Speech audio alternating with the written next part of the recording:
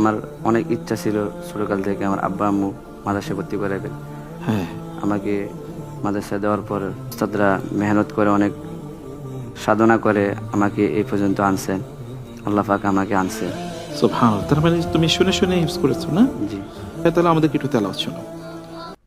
وقال الذين كفروا لا تسمعوا لهذا القرآن والغوا فيه لعلكم تغلبون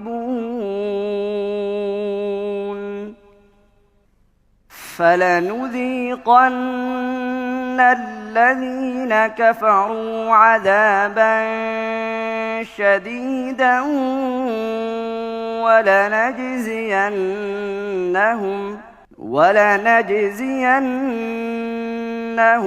أسوأ الذي كانوا يعملون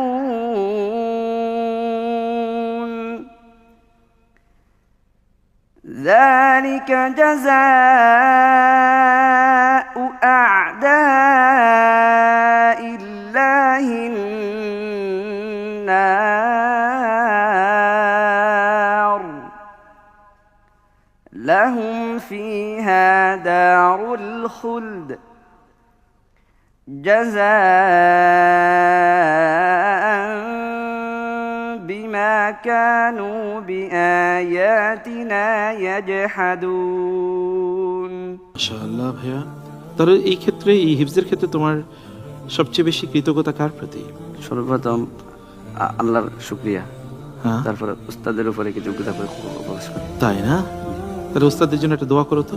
আমি দোয়া করি যে উস্তাদরা আমাকে এত কষ্ট করে এই পর্যন্ত নিয়ে আসছে, ওই উস্তাদদেরকে আমি যখন কাল হাসরের ময়দানে জান্নাতে যাব, যদি আল্লাহ আমাকে যোগ্যতা দান করে ওই সময় যাতে আমি তাদেরকে জান্নাতে নিয়ে যেতে পারি। আল্লাহ তৌফিক দান করুন। আল্লাহুম্মা আমিন। আল্লাহ তাআলা তোমাকে কবুল করে নিন, তোমার ওস্তাদদেরকে আল্লাহ তাআলা কবুল করে নিন। আমিন।